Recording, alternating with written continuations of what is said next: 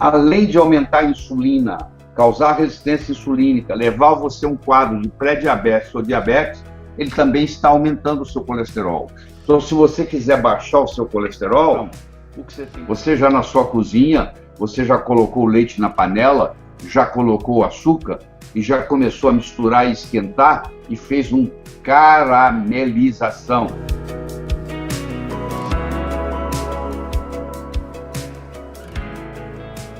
Nós ainda não nos demos conta, não estamos percebendo que o sistema nutricional nos ensinado nos últimos 40, 50 anos está nos levando à doença. Isso precisa ser reestruturado. Então essa aula aqui, ela vai mais ou menos na contramão do que você está acostumado a escutar. Porque a alimentação que é indicada aí não está funcionando.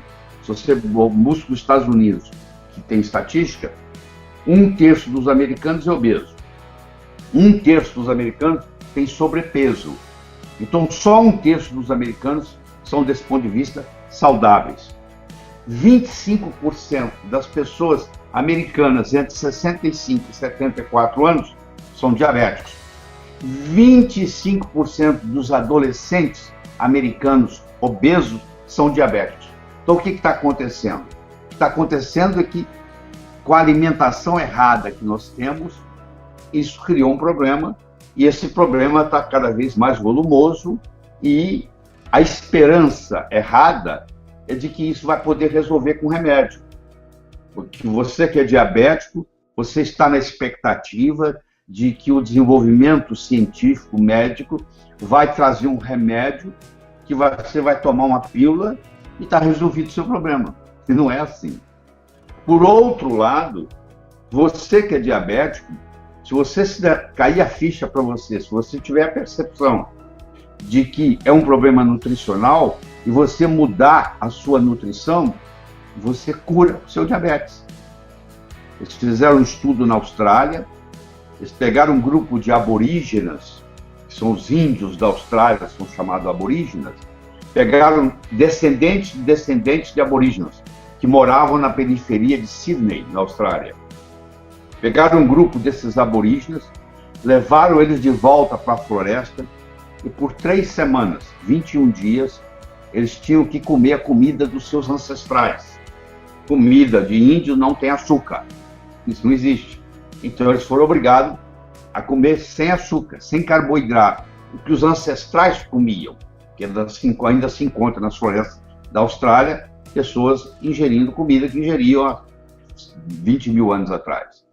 E em 3 semanas, a glicemia desses indivíduos, ou seja, a glicose no sangue, normalizou. Boa notícia para você, né? Agora, se você quer resolver isso no seu caso, você tem que se propor a mudar a sua alimentação.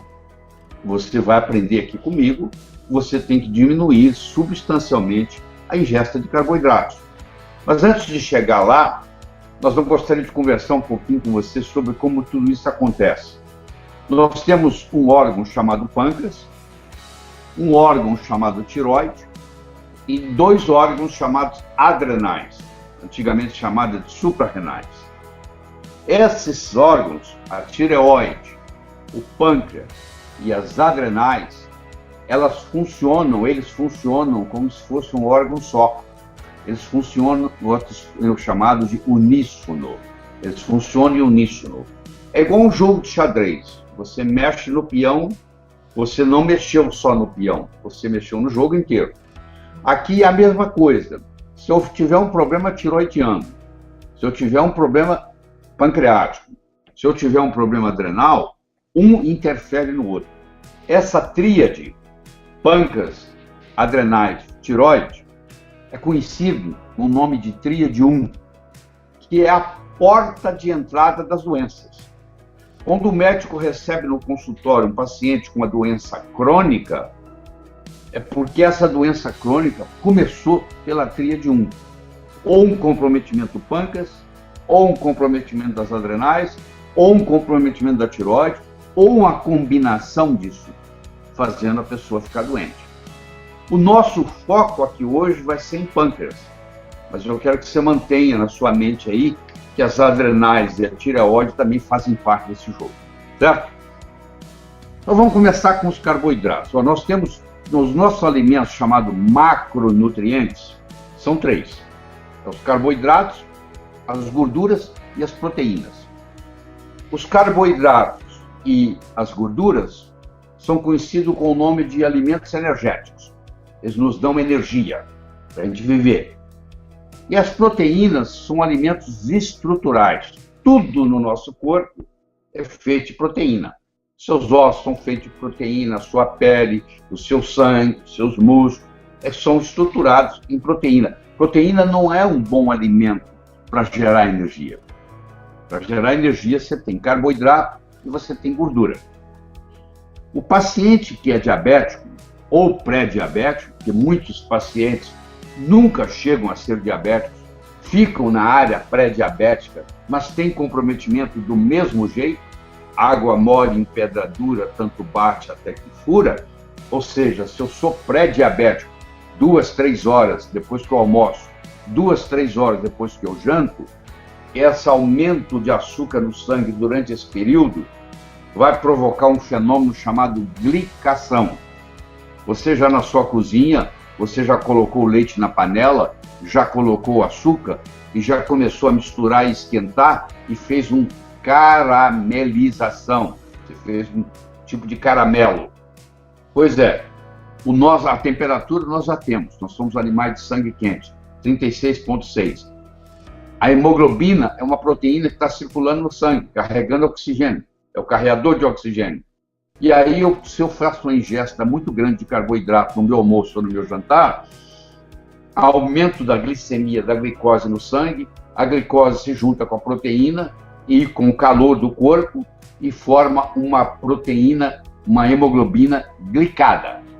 E essa hemoglobina agora glicada, ela virou um ferro velho. Ela agora não carrega oxigênio mais. E você começa a ter uma coisa chamada hipóxia. Você começa a ter falta de oxigênio, chegando à célula, você não tem mais hemoglobina para carregar isso. Tá? E se sobrar glicose, ela é armazenada no fígado e nos músculos na forma de glicogênio. Então, e nesse processo, quando você ingere a glicose, você tem que fazer uso da insulina, que é o grande vilão da história aqui hoje. É a insulina. O problema não é a glicose aumentada, não é o açúcar aumentado no sangue. É que o açúcar aumentado no sangue aumenta a insulina. A insulina aumentada cria resistência. Vou fazer uma analogia para você. Se tem um barulho que está te incomodando, mas se esse barulho ficar lá o dia inteiro, no final do dia você já não escuta ele mais. Você cancela ele da sua cabeça. Se algo estiver te incomodando o tempo todo, chega uma hora que você se desliga daquilo. Se a insulina tem que aumentar porque você está ingerindo muito açúcar, muito carboidrato, essa insulina vai batendo no receptor dela e vai criando uma coisa chamada resistência insulínica, que é a causa do problema do diabético. O problema do diabético não é a glicemia, é a resistência insulínica.